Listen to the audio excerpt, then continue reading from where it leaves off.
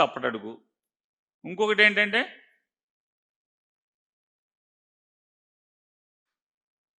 Repealing of AP titling act. Titling act repealing అన్నావు కానీ జగన్మోహన్ రెడ్డి గారు మొదలుపెట్టినటువంటి కొనసాగిస్తున్నటువంటి సర్వే లేదా purification of revenue records, purification of title records యథావిధిగా కొనసాగుతుందా లేదా అంటే దాని అర్థం ఏంటి? జగన్మోహన్ రెడ్డి గారి మీద ఓట్ల కోసం విషం చిమ్మి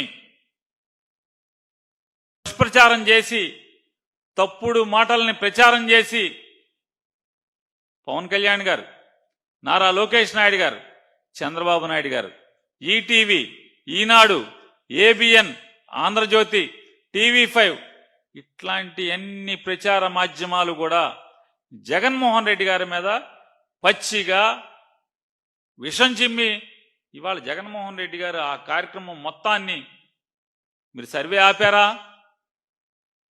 ఎల్పిఎంలో సర్వే ఆపలేదు కదా, మరి సర్వే ఎందుకు కొనసాగిస్తున్నారు? ఈ రోజు కూడా ఈనాడులో రాస్తారు, ఏం రాస్తారు? చంద్రబాబు నాయుడు గారు చెప్పారు, ఎవడు కూడా ఏలు పెట్టి ట్యాంపరింగ్ చేయలేనటువంటి దుర్భేద్యమైనటువంటి రెవెన్యూ రికార్డు వ్యవస్థని తయారు చేస్తున్నామని. నువ్వా తయారు చేసింది? నువ్వు కాదు కదా తయారు చేస్తున్నది. ఇది జగన్మోహన్ రెడ్డి గారి ఆలోచన మేరకు ప్రారంభమైనటువంటి ప్రక్రియ, అవునా కాదా? మరి విషం చిమ్మారు. జగన్మోహన్ రెడ్డి గారి ఆలోచన మొత్తాన్ని కూడా కొనసాగిస్తున్నారు, ఆ కార్యక్రమాన్ని కొనసాగిస్తున్నారు. ఇవాళ ఈ తప్పుడు మాటలు మాట్లాడుతున్నారు. అంటే ల్యాండ్ టైటిలింగ్ యాక్ట్ దాంట్లో కూడా రాస్తారు, ల్యాండ్ టైటిలింగ్ యాక్ట్ మేము మొదటి సంతకంగా పీకేశామని చెప్తారు.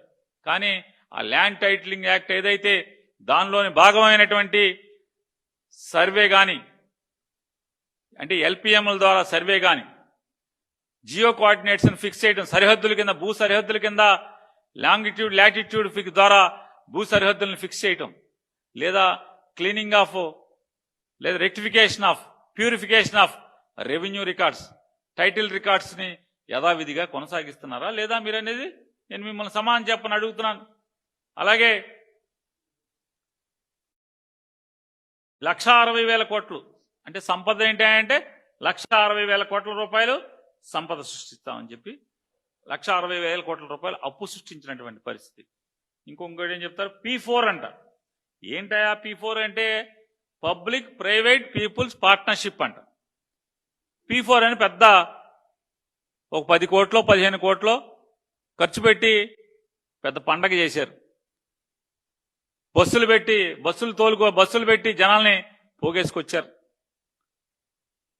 అమరావతిలో జనం పారిపోతుంటే ఈ ఊకదంపుడు ఉపన్యాసానికి ఆయన మాట్లాడే మాటలకి భరించలేక చెవులోంచి రక్తం కారే పరిస్థితుల్లో జనం పారిపోతుంటే ఇదే మరి ఈ పేదవాళ్ళకి బుద్ధి ఉండదు. నేను మీకోసం మీటింగ్ పెడితే మీరు వెళ్ళిపోతారా? మీ కుటుంబాలని మిమ్మల్ని మీ పేదవాళ్ళని బాగు చేయడానికి వచ్చినాడు ఇక్కడే కూర్చుని ఉన్నాడు, మీరు పోతారా అని చెప్పి ఆయన తిట్టాడు. ఏంటయ్యా P4? ఎవరి అంటే డబ్బున్నోడంట పేదోడిని దత్తత తీసుకుంటా అంట, ఈయన మధ్యలో వీళ్ళ ప్రభుత్వం సంధానం చేస్తుందంట. ఆ మీటింగ్ అయిపోయింది. ఆ మీటింగ్లో ఆంధ్రప్రదేశ్ ప్రభుత్వంలో కాంట్రాక్టులు చేస్తున్నటువంటి ప్రతి వాళ్ళని తీసుకొచ్చారు, డబ్బున్న కాంట్రాక్టర్లందరినీ. ఎవరికాళ్ళు స్పీచ్లు చెప్పారు, అందరూ పోయారు. జనం అసలు ముందే పోయారు, స్పీచ్ల కన్నా ముందే వెళ్ళిపోయారు. తీరా ఏంటయ్యా అంటే హైదరాబాద్లో సాయంత్రం పార్టీల్లో నువ్వు చంద్రబాబు దగ్గరికి వెళ్ళి దత్తత తీసుకున్నా అని చెప్పావు కదా, నాలాంటి వాడు ఉంటారు కదా కొంటిగా, ఏంటి దత్తత తీసుకొచ్చావా ఏంటి, ఎవరి జీవితాలు దత్తత తీసుకుని ఎవరిని బాగు చేసావని అడుగుతుంటే మేము ఆల్రెడీ ఈ పార్టీకి ఎలక్షన్ కాడి నుంచే నారా చంద్రబాబు నాయుడిని, లోకేష్ నాయుడిని, పవన్ కళ్యాణ్ ముగ్గురిని దత్తత తీసుకున్నాం, ఇంకెవరిని దత్తత తీసుకుంటాం, ఇలా తీసుకున్నాం లేదు దత్తత అని చెప్పి వాళ్ళు సాయంత్రం పార్టీలో సరదాగా చెప్తున్నారు. ఈ మీటింగ్లకు వచ్చిన వాళ్ళందరూ ఎవరినైనా మీటింగ్లకు వచ్చిన కాంట్రాక్టర్లందరూ ఎవరిని దత్తత తీసుకున్నారంటే నారా చంద్రబాబు నాయుడిని, పవన్ కళ్యాణ్ని, లోకేష్ నాయుడిని దత్తత తీసుకున్నారు తప్పితే ఏ పేదవాడిని తీసుకుని ఈ రాష్ట్రంలో ఉన్నటువంటి 1,48,00,000 కుటుంబాలు దారిద్ర్య రేఖకు దిగువనుంటే వీళ్ళంట 19,15,000 కుటుంబాలని అర్హత ఉందని చెప్పి వీళ్ళు తేల్చారు. దాంట్లో 62,970 మందిని ఈసారి దత్తత తీసుకుంటున్నామని చెప్పారు. ఎవరిని దత్తత తీసుకున్నారు, ఎవడు జీవితాన్ని ఉద్ధరించారంటే ఆ వచ్చి మీటింగ్కి వచ్చిన డబ్బున్న వాళ్ళందరూ కూడా వీళ్ళ ముగ్గురిని దత్తత తీసుకున్నాం, చాలేవయ్యా ముందు వీళ్ళని బాగు చేస్తున్నామని చెప్పి వాళ్ళు చెప్తున్నారు. ఇది వీళ్ళ P4 కార్యక్రమం. ఇదేంటి economic revival and investment momentum, పెద్ద పేజీ. అసలు నాకు నారా చంద్రబాబు నాయుడు ఎప్పుడు వచ్చినా ఈ పవర్ పాయింట్ ప్రెజెంటేషన్లు దాన్ని ఏమంటారంటే కన్సల్టెంట్లు ఎవడు బాగుపడతారా అంటే పేదోడు బాగుపడ్డు, నిరుద్యోగులు బాగుపడరు. పరాయి రాష్ట్రాల్లో పరాయి దేశాల్లో ఉన్నటువంటి కన్సల్టెంట్ మాత్రం ఫుల్గా జేబులు కొట్టుకెళ్ళిపోతారు. ఈ కన్సల్టెంట్లు అందరూ ఇది పుస్తకం తయారు చేయటే కన్సల్టెంట్ అని చెప్తాడు. Economic revival and investment momentum, fiscal measures, growth and new policies అంట. ఏంటయ్యా అంటే ఈ అడావిడి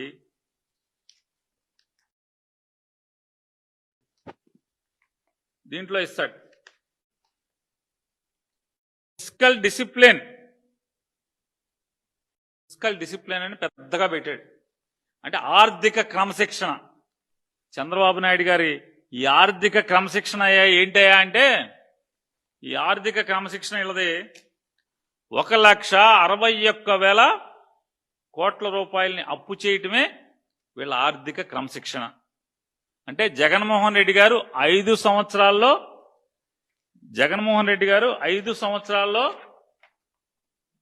3,32,671 కోట్లు అప్పు తెస్తే జగన్మోహన్ రెడ్డి గారు 5 ఏళ్లలో వీళ్ళు 1 సంవత్సరం నిండకుండానే 1,61,000 కోట్ల రూపాయలని అప్పు తీసుకొచ్చినటువంటి పరిస్థితి ఈ 1 సంవత్సరంలో. ఇవాళ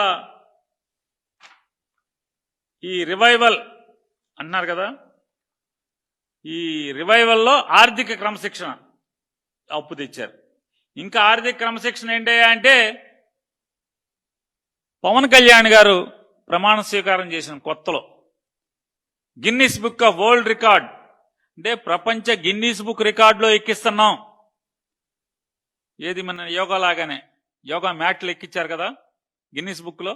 యోగా మ్యాట్లు ఎక్కించినట్టే పల్లె పండగ అని చెప్పని పంచాయతీ తీర్మానాలు లేకుండా, పంచాయతీలకు సంబంధం లేకుండా ఈ రాష్ట్రంలో ఉన్నటువంటి 13,000 పైచీలకు పంచాయతీల్లో దాదాపుగా 90% పంచాయతీల్లో పంచాయతీ తీర్మానం లేకుండా రూల్స్ కి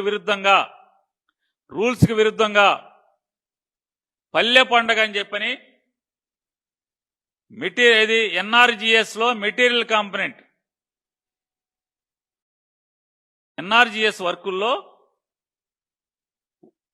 మెటీరియల్ కాంపనెంట్ కింద వచ్చేటువంటి ఆ డబ్బుల్లో ప్రతి సంవత్సరం జరిగేదే. ఇవాళ ఇది కొత్తగా కాదు, నాడు మన్మోహన్ సింగ్ ప్రభుత్వం ఉన్న కాడి నుంచి వస్తున్నటువంటి ప్రక్రియే.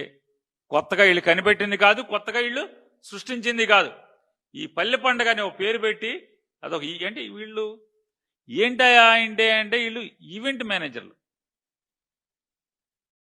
జగన్మోహన్ రెడ్డి గారి ప్రభుత్వానికి నారా చంద్రబాబు నాయుడు ప్రభుత్వానికి తేడా ఏంటయా అంటే జగన్మోహన్ రెడ్డి గారి ప్రభుత్వం,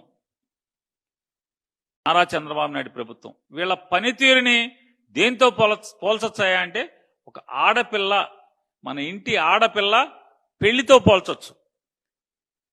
ఈ పరిపాలనని ఏ ప్రభుత్వం అయినా, చంద్రబాబు నాయుడు ప్రభుత్వం అయినా లేదా జగన్మోహన్ రెడ్డి గారి ప్రభుత్వం అయినా వీళ్ళ ప్రభుత్వాల పనితీరుని ఎలా పోల్చొచ్చాయంటే ఆడపిల్ల, మన ఇంటి ఆడబిడ్డ పెళ్లితో పోల్చితే కనుక జగన్మోహన్ రెడ్డి గారు కన్న కూతురు పెళ్లి చేస్తే ఎంత బాధ్యతతో అప్పు తెచ్చిన ప్రతి రూపాయిని ఒబ్బిడిగా పెళ్లికి కావలసినటువంటి అవసరం మేరకు భావోద్వేగంతో కన్న తండ్రి కూతురు పెళ్లి ఎంత బాధ్యతాయుతంగా చేస్తాడో అంత బాధ్యతాయుతంగా భావోద్వేగంతో పరిపాలిస్తే చంద్రబాబు నాయుడు గారి పరిపాలన ఎట్లా ఉంటుంది అంటే ఎవరన్నా ఒక ఈవెంట్ మేనేజర్ పెళ్లి చేస్తే, ఒక ఆడపిల్ల పెళ్లి చేస్తే ఎంత యాంత్రికంగా డబ్బును బట్టి భావోద్వేగం లేకుండా మనసుకు సంబంధించిన విషయం కాకుండా యాంత్రికంగా డబ్బు లెక్కలతో దుబారాతో సొంత దుబారా పేరొచ్చేలాగా ఇట్లాంటి వాటితో అవసరాలకి తీరికే కాకుండా